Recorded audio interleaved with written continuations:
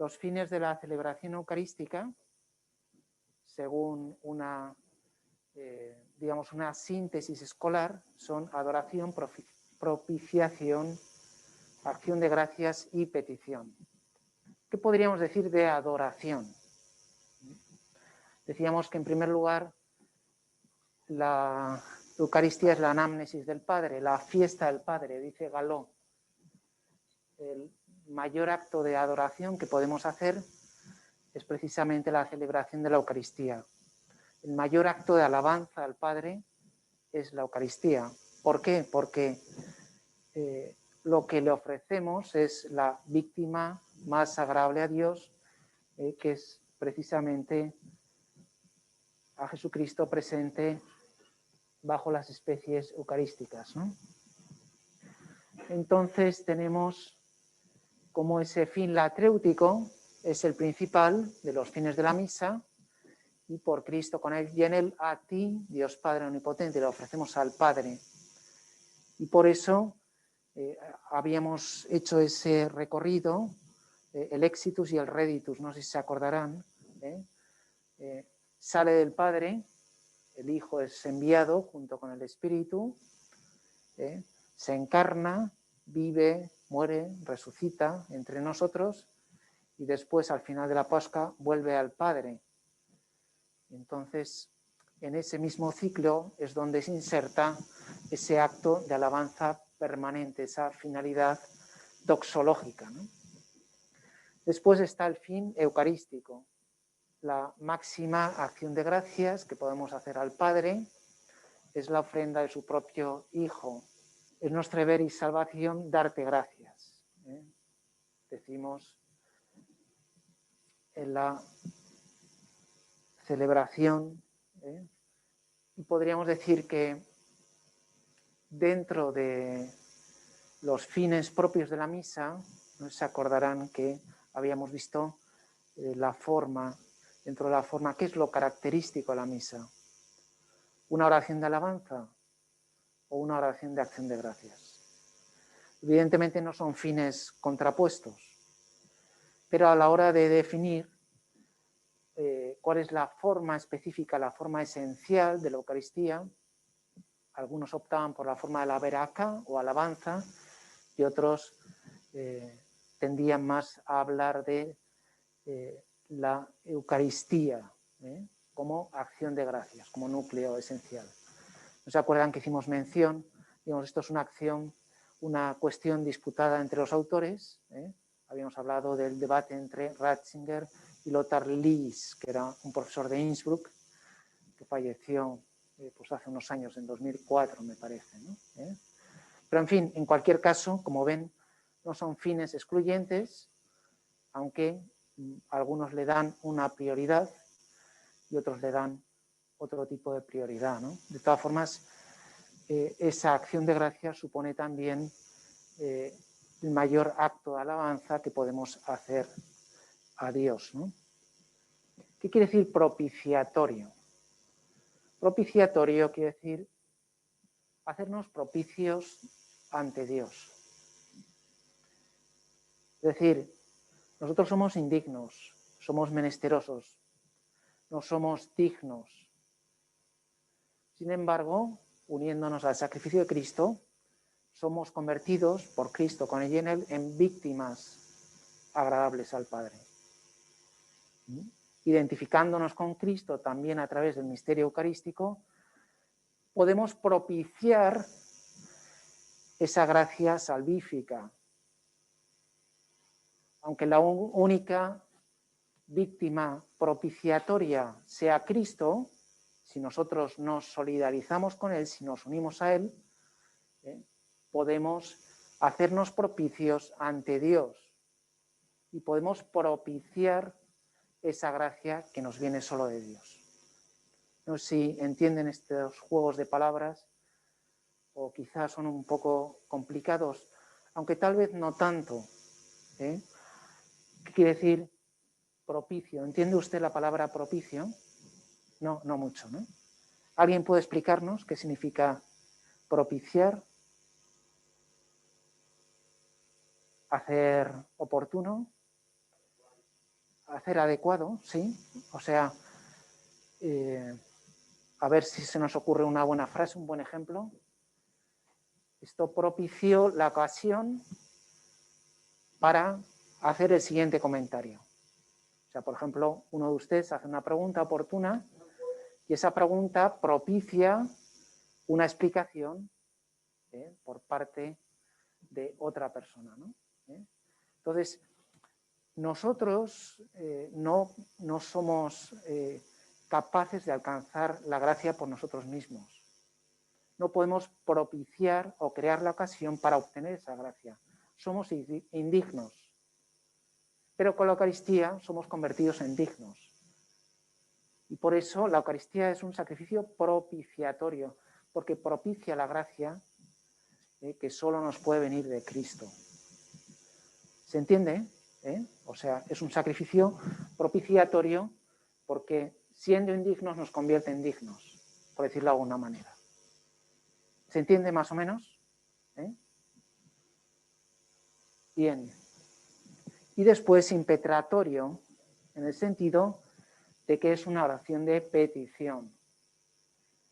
Quizá es el fin que tenemos siempre más claro. Y es bonito cuando los fieles acuden también para pedir por intenciones determinadas, ¿no? Está saliendo también. Entonces decía que ese fin de petición impetratorio es el más conocido y que, digamos, es un buen instrumento pastoral para acercar a la gente a la Eucaristía, pedir por intenciones, pedir por los vivos, por los difuntos. Pero, evidentemente, tenemos que recordar todas las otras finalidades. Es un conducto extraordinario de una gracia inmerecida, es la mayor acción de gracias que nosotros podemos hacer al Padre y al mismo tiempo es la máxima alabanza que podemos hacer al Padre. Y en este sentido, yo creo que el sentido cristocéntrico de la celebración eucarística está claro, ¿no? Jesucristo está presente con su cuerpo, con su sangre, con su alma, con su divinidad. Pero a veces nos olvidamos que es un acto de alabanza al Padre en el Espíritu. O sea, podemos olvidarnos que la Eucaristía es también fiesta del Padre. Y podemos olvidar también la dimensión neumatológica. Nos podemos olvidar, por tanto, de su dimensión trinitaria. Digamos, la vida cristiana es vida trinitaria, ¿no? ¿Es así o no? Entonces, es tratar a cada una de las personas. Al Padre por medio, al considerarnos hijos, hijos adoptivos en Cristo, al Hijo como nuestro hermano mayor, del cual estamos locamente enamorados, lógicamente, al Espíritu Santo como nuestro santificador. Y digamos que el lugar privilegiado de ese encuentro con la Trinidad es precisamente la Eucaristía, la celebración eucarística. Si ustedes se fijan, las fórmulas doxológicas o trinitarias que hay a lo largo de la celebración son innumerables. Y ahí es donde nosotros podemos encontrar la Eucaristía, la Trinidad viene a nosotros, lo he dicho mal, donde podemos encontrar la Trinidad, me he equivocado, ¿no?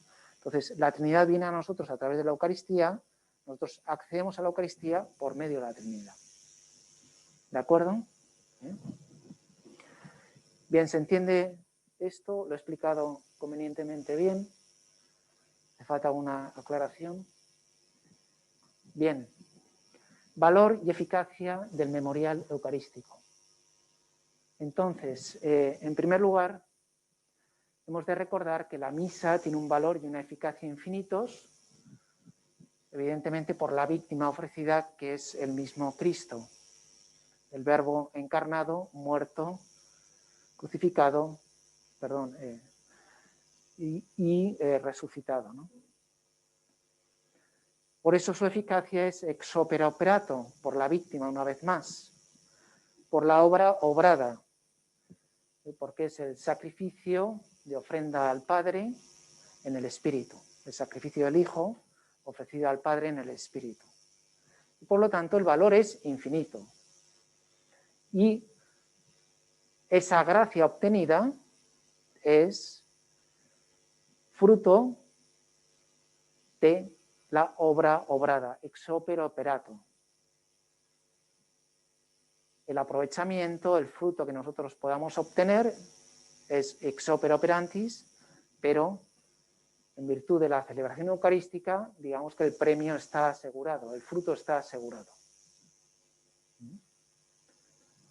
Por lo tanto, en cuanto a la obra de los demás oferentes, sacerdotes y fieles, la eficacia es ex opere operantis. Una vez más ponemos el ejemplo del océano infinito de gracia que se contiene en cada una de las celebraciones de la misa, a la cual podemos acudir o bien con un dedal o con un vaso o con un camión cisterna o un superpetrolero. Dependiendo de nuestras disposiciones, obtenemos más o menos gracia. Si conseguimos un poco vencer el sueño matutino, pues lógicamente obtendremos un poquito más de gracia, ¿no? Si ponemos un poquito de lucha, no depende simplemente de la emoción. Lo emocional siempre, bueno, es intenso, pero no es lo más importante. Lo más importante es la disposición del corazón, de la mente y de la voluntad. Entonces, a lo mejor uno está frío, seco, dormido, pero está poniendo amor de Dios, está intentando vivir esos momentos con intensidad, pues evidentemente la gracia obtenida será proporcional a sus disposiciones y su esfuerzo. ¿De acuerdo? Lo digo porque, así en broma, mucha gente dice, ¡oh, qué misa tan emocionante! Bueno, bien, si es emocionante, mejor, pero todas las misas valen lo mismo. ¿O qué misa más bonita? Pues si es bonita, mucho mejor, porque ayuda tanto al celebrante como a la asamblea. Pero todas las misas valen exactamente lo mismo, que es el sacrificio de Cristo en la cruz, los méritos obtenidos por Cristo en la cruz. O el misterio pascual, si quieren decirlo de un modo más exacto. ¿De acuerdo? Bien. Entonces, los frutos de la Eucaristía suelen sistematizarse en 4. Primero, el general, que es para toda la Iglesia, y digamos que todos los fieles se benefician de la celebración eucarística. A lo mejor gente perteneciente a una iglesia perseguida que no puede tener la celebración eucarística se puede beneficiar de la misa que celebramos en zona libre, por decirlo de alguna manera, ¿no? O sea, es toda la iglesia quien se beneficia de la celebración eucarística, porque decíamos, uno no celebra la misa solo. Las misas privadas, en sentido estricto, no existen. Uno celebra la Eucaristía con toda la iglesia de todo el mundo, y también hay un sentido transversal de todos los tiempos, ¿no? La Eucaristía hace la Iglesia, y entonces, reviviendo ese misterio pascual, digamos que estamos permitiendo que Cristo construya realmente su Iglesia, ¿no?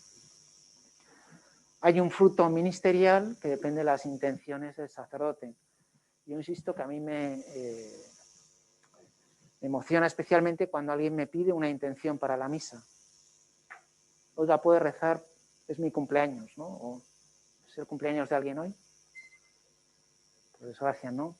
Bueno, pues bien. Ayer alguien celebraba el cumpleaños, me dijo, ¿me puede? Ah, encantado, ¿no? O por alguien, ahora es frecuente, ¿no? Por gente que ha fallecido en estos días, ¿no? Pues te piden que apliques esa intención y a mí me parece como especialmente interesante. Luego abordaremos una cuestión que se ha planteado en YouTube para ilustrar esto, ¿no? El fruto especial depende de la participación de los fieles en la Eucaristía. Todos los que forman parte de la asamblea, dependiendo de sus disposiciones, pueden obtener también ese fruto, evidentemente. Y de ahí ese fruto ex opere operantis, que depende del modo en el cual vivamos ese momento. Y después ese fruto especialísimo por el cual el sacerdote es el primer beneficiario. Aunque a lo mejor ese sacerdote no celebre con toda la unción y la devoción debidas, sin embargo, el celebrar esa Eucaristía le va a reportar ese beneficio, recibido los méritos de Cristo. ¿De acuerdo? Entonces, bueno, esto es una distinción así un poco también escolar, pero para ilustrar que, por un lado, la Eucaristía ex opere operato beneficia a toda la Iglesia y ex opere operantes, dependiendo de las intenciones o de la atención o de las disposiciones, ofrece su fruto a distintas personas, ¿no? Dicho esto, vamos a ver alguna cuestión sobre la comunión, como se puede ver. Entonces, los ministros ordinarios son el obispo, el presbítero y el diácono, como saben bien. El ministro extraordinario, aunque no sea, dice, acólitos, pueden ayudar a distribuir la comunión. Los laicos se refiere, ¿no? Ministro extraordinario de la Sagrada Comunión, el acólito o también otro fiel designado según el canon 233, según las prescripciones de derecho. Ese canon habla de laicos que, aún no siendo acólitos, pueden distribuir la comunión, siempre con la unción, con la disposición de vidas, ¿no? Bien, yo creo que esto es conocido, ¿no? Bien. En el caso de que haya un ministro ordinario, el extraordinario sustituye al ordinario. ¿Cómo lo ven ustedes? En principio, es bueno respetar, por algo está la terminología, ¿no? Primero el ordinario, si hace falta un extraordinario, no al revés. Bien. Lo digo porque todo puede pasar, ¿no? Tiene obligación y derecho, esto también es otra disposición del derecho canónico, de que a la hora de dar el viático sean, en primer lugar, el párroco y los vicarios. Por ejemplo, si yo conozco a una persona que está enferma, me pide la comunión, yo por deferencia y también por derecho tengo que pedir permiso al párroco del lugar para decirle, ¿te parece bien si le llevo la comunión a esta persona? Siempre dicen que sí, pero en principio digamos que es una de las competencias propias del párroco o en el caso de una comunidad religiosa, que sería el superior de esa comunidad religiosa, quien tiene esa potestad, ¿no? Bien, son cosas pequeñas, prácticas, lo que siempre viene bien tener en cuenta, ¿no? Bien, entonces, no ha salido todavía la cuestión, porque hacía referencia a los estipendios, antes de entrar en esta, había planteado Hernando, ¿qué pasa? En el Código de Derecho Canónico se dice que tiene que haber una intención por cada misa. Entonces, bien, eso es lo que dispone el derecho canónico. ¿Qué pasa si hay dos intenciones o dos difuntos por una misa? Interesante cuestión, ¿no? Bien, el derecho dispone eso, una intención por misa. Otra cosa es a lo mejor en un aniversario, puede haber a lo mejor, pero habitualmente se aplica por un determinado difunto esa misa. Eso es desde el punto de vista canónico. Lo que pasa es que los teólogos nos cuesta entrar en este tipo de razonamientos.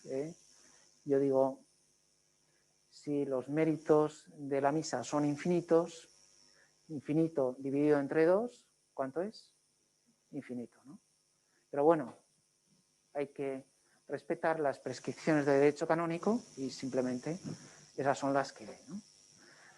Luego ya, pues que cada uno obre según su buen hacer, ¿no? Pero en fin. Bien, ¿qué condiciones hay? Pues lo saben ya perfectamente, todo bautizado, a quien el derecho no lo prohíba, pues se ha admitido la Sagrada Comunión. Después hablan de los excomulgados y los que están en entredicho, los que tienen una pena canónica, pues están excluidos de la comunión y están excomulgados en sentido jurídico. Si yo, por ejemplo, cometo un crimen de herejía y contradigo lo que enseña la Iglesia, espero que no, podría recibir una pena canónica y por lo tanto no podría acercarme a recibir la comunión, porque estoy excluido de la comunión de la Iglesia. No es el caso de excomunión jurídica de aquellos que o bien no están bautizados, que lógicamente no pueden recibir la Eucaristía. Lo digo porque hay algunas iglesias, lógicamente no la católica, que han admitido a la comunión no solo miembros de otras iglesias, sino incluso musulmanes. Claro, ahí hay algo que no hace falta para recibir la comunión eucarística, la comunión en la fe. Y ahí falta, evidentemente, la comunión en la fe.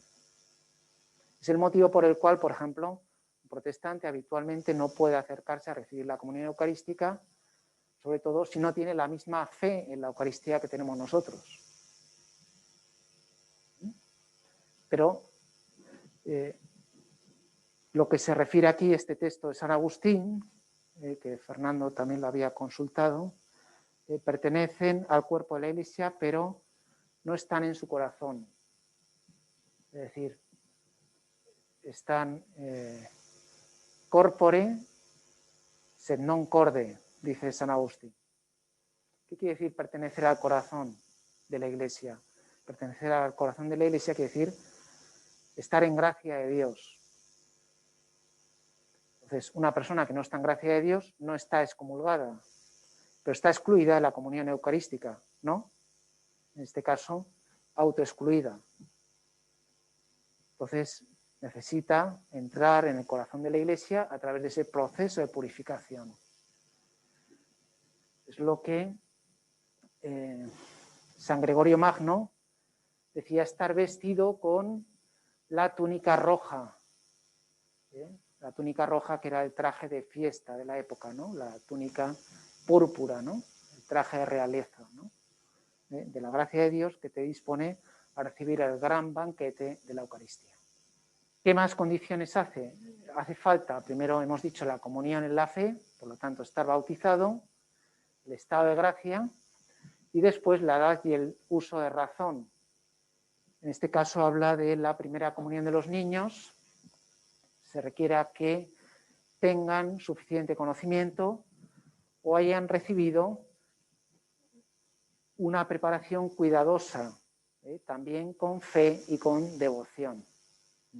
Sin embargo, administrarse la Santísima Eucaristía a los niños que se hallen en peligro de muerte, si son capaces de distinguir el cuerpo de Cristo del alimento común y de recibir la comunión con reverencia.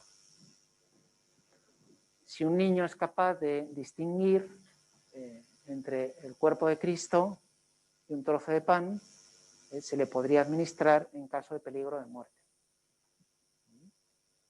¿Se acuerdan la anécdota que les conté de este muchacho con síndrome de Down, no? ¿Se acuerdan? Bien, pues en la cruz parece que está Cristo, pero no está. En la Eucaristía parece que no está Cristo, pero está. Entonces, digamos que esa capacidad de discernimiento sería suficiente para administrar la Eucaristía.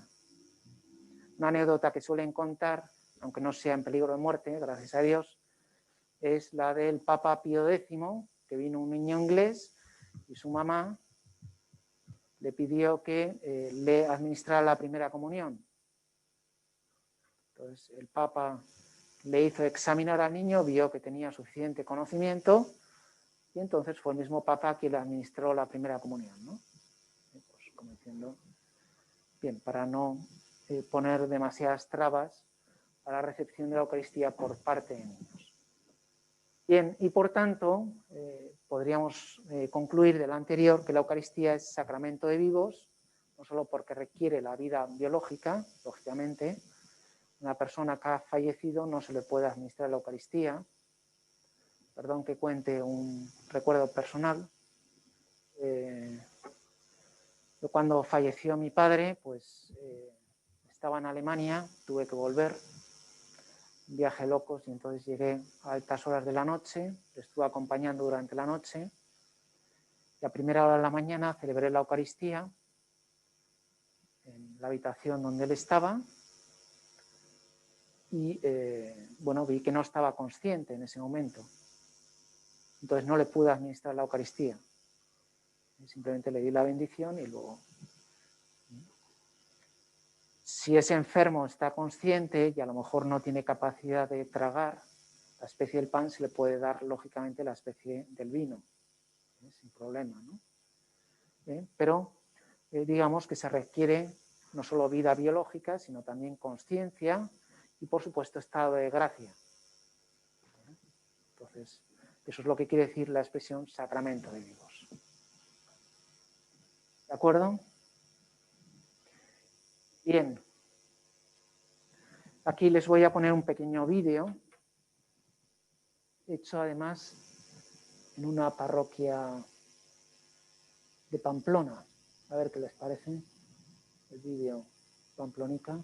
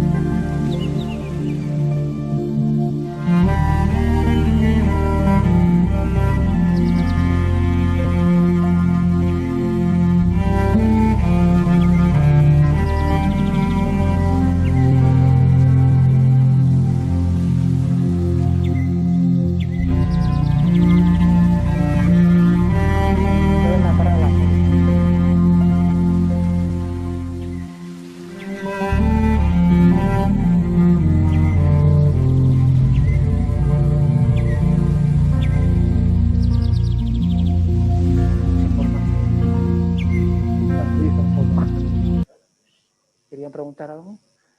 Bien, me alegra que me haga esta consideración, porque es verdad, ¿no? O sea, con motivo del COVID no podemos perder esa sensibilidad y que nace de la fe, de la conciencia de que estamos recibiendo el cuerpo de Cristo, ¿no? Por eso les decía aquello de que tienes en tu mano al Hijo de Dios. Entonces, en ese sentido, yo creo que sí que tiene que haber una catequesis y una labor de formación e información para ayudar a los fieles a recibir dignamente la Eucaristía, ¿no? Le agradezco el comentario porque también me sirve a mí para actualizar conocimientos, ¿no? Es verdad que ahora, pues en muchos sitios, muchas personas reciben la comunión en la mano, ¿no? Pero ya ven que hay formas y formas. Clemente de Jerusalén habla de cómo disponer las manos, ¿no? Habla de disponer las manos como si fuera una nave. Y entonces, poniendo así, luego uno recibe dignamente. Pero evidentemente eso es muy distinto de otras formas o manifestaciones que se veían en el vídeo, ¿no? Que lo hace, yo creo, que de un modo simpático, ¿no? Con cierto sentido del humor, pero suficientemente claro, ¿no? Muy bien, bueno, entonces, quien tiene conciencia de estar en pecado grave debe recibir el sacramento de reconciliación antes de acercarse a comulgar. Entonces, esto que es bien conocido de todos, tiene una larga tradición patrística, que ningún Judas se acerque a la mesa, dice San Juan Crisóstomo con toda la elocuencia del cual era capaz por ser el boca de oro, ¿no?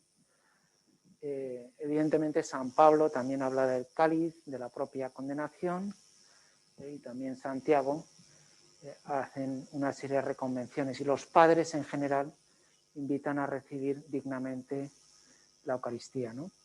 Que quizá esto es tan importante o incluso más que las disposiciones externas. Quiero decir que muchas veces a lo mejor enseñamos a recibir la Eucaristía dignamente por fuera, pero también esa catequesis debe ir dirigida a que puedan recibir el sacramento de reconciliación antes de comulgar si tienen conciencia de pecado grave, ¿no? Entonces, bueno, es una catequesis también permanente, ¿no? Que bueno, muchas veces se hace en el confesionario, otras veces en la catequesis externamente, otras veces desde la predicación, y también en un sentido y en otro, ¿no? Porque a veces hay gente escrupulosa que, por ejemplo, no comulga con pecados veniales. Veremos cómo el jansenismo, por ejemplo, no ha jugado a favor de la comunión frecuente, porque si no estás totalmente limpio, no puedes recibir al Señor la Eucaristía, ¿no? Entonces, también hay que explicar que la Eucaristía borra los pecados veniales y preserva de los pecados mortales, por lo tanto, se convierte en medicina e inmortalidad, ¿no? La mejor coraza, la mejor armadura que podemos tener para la lucha cristiana. Bien, ¿qué más cosas? El ayuno eucarístico, que al principio, como saben, era toda la noche y por eso las Eucaristías se celebraban a primera hora de la mañana, no había misas vespertinas por la tarde. Pío XII reduce esta disposición a 3 horas y en la actualidad es a 1 hora, lo cual, bueno, lógicamente ofrece como una mayor flexibilidad, ¿no? De que haya misas a lo largo de todo el día. A mí me llama mucho la atención cuando estaba en Alemania, misas a las 6 y a las 7 de la mañana los domingos. También creo que en algunos de los países de ustedes tienen lugar esas misas tempraneras, ¿no? Bueno, pues quizás sea, digamos, como una herencia del antiguo sistema del ayuno eucarístico, ¿no? Que duraba toda la noche. Bien, entonces ya saben que el agua y las medicinas no rompen el ayuno. El sacerdote que celebra la Santísima Eucaristía 2 o 3 veces el mismo día, creo que esta cuestión sería el otro día, puede tomar algo antes de la segunda o tercera misa, aunque no medie el tiempo de 1 hora. Entre otras cosas porque a lo mejor el sacerdote puede fallecer, ¿no? Entre una misa y otra. Sobre todo, no estoy pensando tanto en Europa, sino, o a lo mejor en algunos lugares de Europa, no lo sé, ¿no? Pero me contaban cómo en algunos países, de una misa a otra, a lo mejor tenían que hacer 2 horas de camino en mula o en caballo, ¿no? O aunque tenga que hacerlo uno en 4x4. Pero digamos, lógicamente, pues igual necesita un pequeño tentempié, entre otras cosas, para tener suficientes energías para celebrar dignamente, ¿no? Se entiende esta disposición, ¿no? Tan humana y comprensible. Bien, las personas de edad avanzada o enfermas y quienes las cuidan pueden recibir la Santísima Eucaristía aunque hayan tomado algo en la hora inmediatamente anterior. Es decir, las personas enfermas, ¿no? Está una persona en el hospital y de repente pasa el sacerdote para darle la comunión. Que no ha pasado la hora. Tranquila, señora o señor. Usted puede recibir la Eucaristía tranquilamente porque está eximido del ayuno eucarístico. Todo esto es gracias al derecho canónico, ¿se dan cuenta? Los teólogos siempre hablamos más de derecho canónico, pero muchas veces es lo más práctico y lo más directo para saber qué es lo que tenemos que hacer, ¿no? Bien, la comunión eucarística es necesaria como necesidad de medio para la salvación. Así como el bautismo es totalmente necesario, imprescindible para la salvación. Si alguien rechaza voluntariamente el bautismo, está rechazando la gracia salvífica de Cristo, por lo tanto, está rechazando la misma salvación. Sin embargo, la Eucaristía es necesaria con necesidad de medio. Yo la verdad es que me resulta difícil imaginar una vida cristiana sin Eucaristía. Sin embargo, hay muchos cristianos, todos los protestantes, que viven sin Eucaristía, o sin Eucaristía por lo menos en plenitud, como la tenemos nosotros. ¿Se van a condenar? Pues no. Vamos, no necesariamente y no por eso. La misericordia infinita de Dios dispondrá lo que vea conveniente, pero evidentemente el medio de santificación que constituye para nosotros la Eucaristía también es una llamada a la responsabilidad. Y por eso, a nivel eclesiológico, si la Eucaristía hace la Iglesia, podríamos decir que nosotros somos más Iglesia, porque tenemos la Eucaristía, no porque seamos mejores, que evidentemente ni lo somos ni tenemos por qué serlo. ¿Se entiende, no? Bien, sin embargo, una persona que no haya recibido la comunión eucarística podría, en algún caso, salvarse, ¿no? Por el bautismo, o por el bautismo de deseo, o incluso el bautismo de sangre. El magisterio eclesiástico ha guardado históricamente este punto de equilibrio respecto a la necesidad de recibir la primera comunión. Es decir, ¿es obligatoria la primera comunión? No. ¿Es altamente conveniente? Evidentemente sí, ¿no? Y aquí podríamos poner un vídeo que me ha parecido simpático del Papa Francisco. Esta era la imagen de hoy en San Pedro, un mosaico de paraguas que llenaba la plaza. El tiempo no acompañó y, sin embargo, cerca de 25.000 peregrinos acudieron a escuchar a Francisco. Hasta él bromeó con el clima. Cari fratelli e sorelle, buongiorno. Buongiorno, ma non buona giornata, È un po' brutta. El Papa continuó con sus catequesis sobre los sacramentos. Después de hablar del bautismo y la confirmación, hoy habló de la Eucaristía. Francisco explicó por qué hay que ir a misa. È un dono tanto grande e per questo è tanto importante andare a messa la domenica. Andare a messa non solo per pregare, ma per ricevere la comunione. Questo pane che è il corpo di Gesù Cristo e che ci salva, ci perdona, ci unisce al Padre. È bello fare questo. El Papa dijo que la palabra Eucaristía procede del griego y significa agradecimiento. Explicó que la última cena es un gesto de extremo agradecimiento a Dios Padre por su amor y misericordia. Dijo que celebrar la Eucaristía no es solo un recuerdo. La celebrazione eucaristica è ben più che di un semplice banchetto. È proprio il memoriale della Pasqua di Gesù, il mistero centrale della salvezza. Memoriale non significa solo un ricordo, un semplice ricordo, ma vuol dire che ogni volta che celebriamo questo sacramento partecipiamo al mistero della passione, morte e risurrezione di Cristo. L'Eucaristia costituisce il vertice dell'azione di salvezza di Dio. Francisco dijo que gracias a la Eucaristía es posible mantener la pertenencia a la Iglesia. Por eso añadió que es importante que los niños hagan la primera comunión. È importante che i bambini si preparino bene alla prima comunione, in che nessun bambino non la faccia, perché è il primo passo di questa appartenenza a Gesù Cristo forte dopo il battesimo e la cresima. A pesar del mal tiempo, el Papa volvió a pasearse entre los peregrinos. Para protegerse de la lluvia, cambió de papamóvil y se pudo volver a ver el modelo que usaba Benedicto XVI.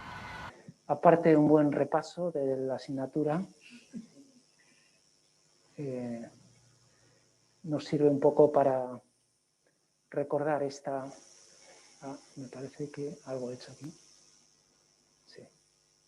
Para recordar esta necesidad o esta conveniencia, alta conveniencia de dar la comunión también a los niños, ¿no? Entonces, Trento definió no ser necesaria para la salvación la comunión de los bautizados que aún no tienen uso de razón.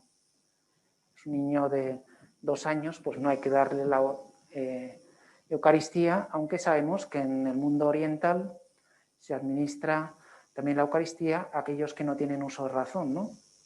Los niños que son lactantes se les administra el bautismo, la confirmación y la Eucaristía, ¿no? Sin embargo, con esa finura típica de Trento dice, bueno, eso se puede hacer y de hecho se hace en el mundo oriental, pero no es necesario para la salvación. Un niño que no ha recibido, un niño de 2 años, de 1 año, que no ha recibido la Eucaristía, se salva, puesto que no ha podido cometer pecados después del bautismo, ¿no? ¿De acuerdo? Bien. Bueno, es la hora. Vamos a